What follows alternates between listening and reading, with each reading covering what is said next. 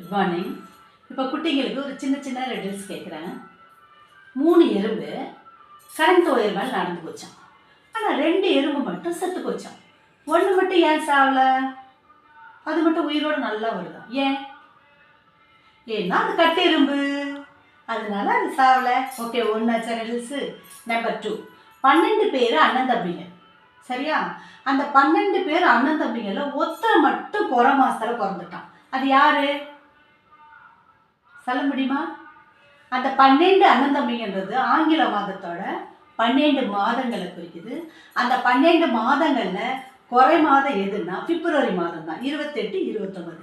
அதுதான் ஆன்சர், பிப்ரவரி மாதம். Okay done. அடுத்தது, காக்கைக்கும் பணத்துக்கும் என்ன ஒரே ஒற்றுமை சொல்லுங்க. சொல்கிறேன். காகம் கரையும், பணமும் கரையும். இதுதான் இந்த ரெடியூஸோட